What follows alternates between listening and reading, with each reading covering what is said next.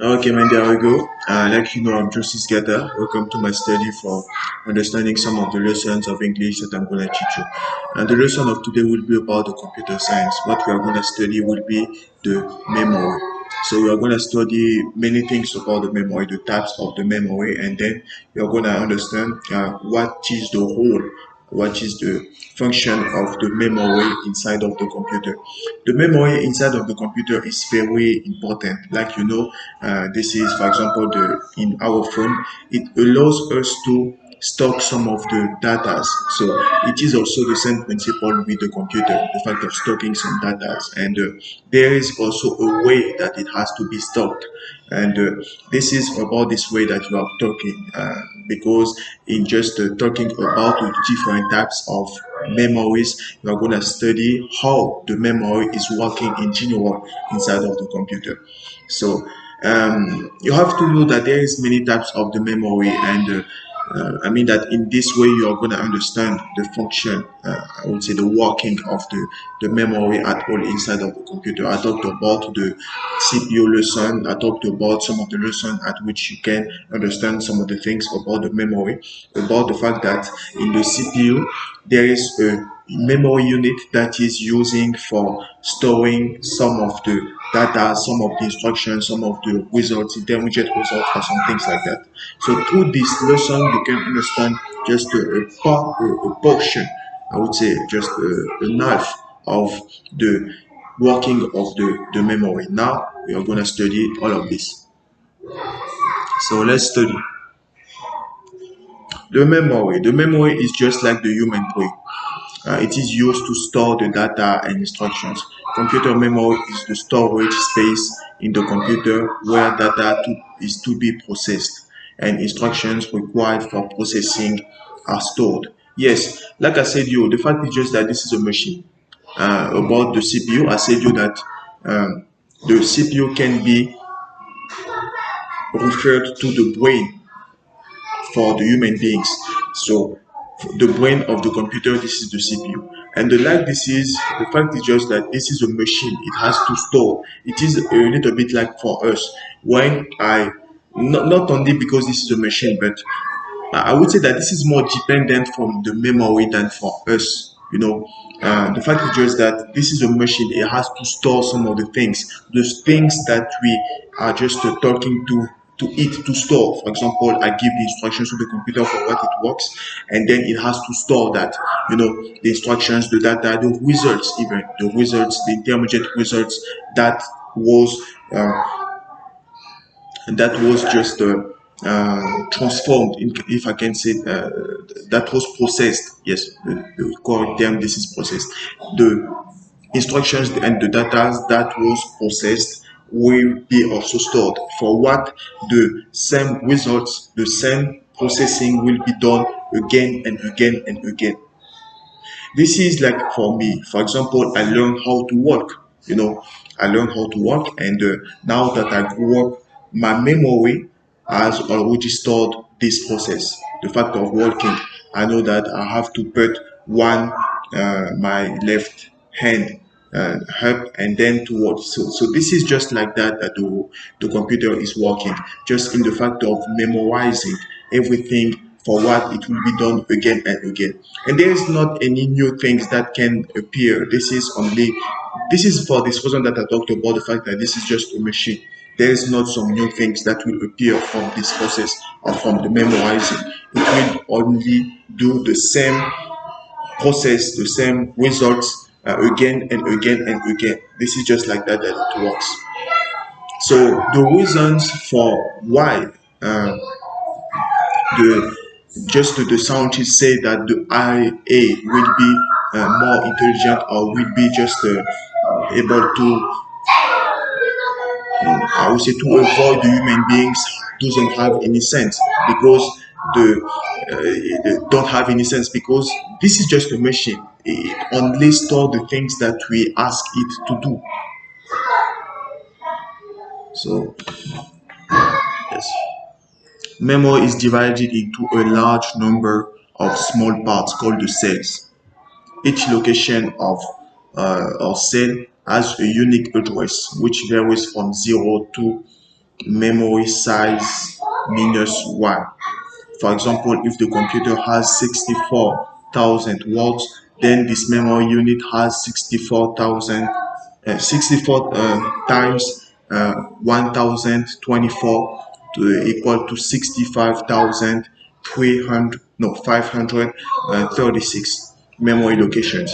Yes, so this is like that we calculate the locations of the memory, just in the fact that if, like they say, if the computer has just 64,000, it can be even 70,000 words. And for what we calculate the locations, we are gonna multiply the 70 to the 1024. This is like that you have the number of the locations just in total. The address of these locations varies from 0 to yes, just this is the address. So the memory is primarily of three types: the cache memory, the primary memory or the main memory, and the secondary memory. Yes, these are the three types of the memory that you can see in the computer. So now we're going to talking about the way that the computer is working. Uh, yes, the memory, the way that the computer memory is working in studying these three types of memory. So the cache memory first. The cache memory is very high speed semiconductor memory that can speed up the CPU. Yes, it is just directly connected with the CPU at all. This is just about the memory unit of the CPU that I talked about last time. It acts as a buffer between the CPU and the main memory. It is used to hold those parts of data and programs which are most frequently used by the CPU. The details of data and programs are transferred from the disk to cache memory by the operating system, from where the CPU can access them. Yes, so the CPU can access just the data that has to be stored, because I talked about the fact that there is just the control unit and the arithmetic and logic unit like that. And after understanding the instructions or the data that are asked to the computer, it has to be stored, and the results also will be stored for what they will be utilized the time, one time that they will be asked again. Do you understand? So this is about the working of the computer, or just the fact of memorizing and giving you the same results again and again. It is just like that it works. And for the unit that is directly connected with the CPU, we talked about the cache memory. Like they say, it can speed up the CPU, and it acts as a buffer between the CPU and the main memory. So the buffer, why? Because I mean that I will just yes, I can even give you some of the knowledge because of the fact that after analyzing that, it has to be stored from just because the cache memory will just take some of the instructions and some of the data, and then they will be transferred to the main memory when it will be analyzed or even utilized at all. Do you understand? So there is two parts like that, but I will just talk to you about that now. So firstly, you are going to study the advantages and the disadvantages.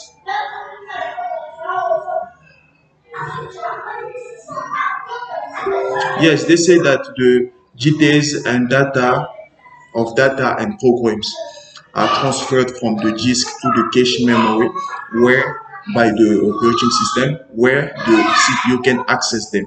So you can understand when the scientists or even just the people that are working, for example, I talked about the Microsoft company. So when the engineers of this company will work for making the computer, the first software of the computer, what they will do, this is just to give firstly I would say just to give a result of no. Firstly, they will analyze, they will give the instructions, as you can understand. After giving the instructions, the computer will see that, and then they will be just transferred from the disk and then to the cache memory for what the CPU access them for controlling that and for doing some of the process like that. In fact, it doesn't process at all. This is just mostly about the control unit and the arithmetic and logic unit. This is, like I said, this is the point of the computer. So they will be understood by the computer through the CPU, by the way that they will be understood through the arithmetic and logic unit, and the way that they will be controlled for saying if there is not any mistakes. So now let's talk about the advantages and the disadvantages. Firstly, the advantages for the cache memory. This is just that it is faster than the main memory. It consumes less access time as compared to main memory, and it stores the program that can be executed quickly. It stores the data for temporary use. Excuse me. And the disadvantages, this is just that it has a limited capacity and it is very expensive. If you have a problem in your computer concerning just the cache memory at all, I can see you that it will, yes, it will just cost you a lot of money at all for repairing this problem, because like they said here, this is a very important part for what the CPU works at all. So for what the brain of the memory really the brain of the computer really works as good as possible. So, and it is also difficult to design. So for this reason, of course, that it is really expensive. So now let's talk about the primary memory or the main memory. The primary memory holds only those data and instructions on which the computer is working. Yes. So just the data and the instructions on which the computer is working. Only the instructions and the data. It has a limited capacity and data is lost when power is switched off. Yes, it is one of the disadvantages that we talked about when we see the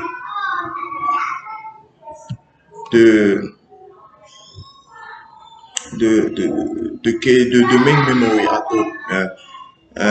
I can say even that the memory can be referred to the RAM, the random access memory. So we are going to talk about that later.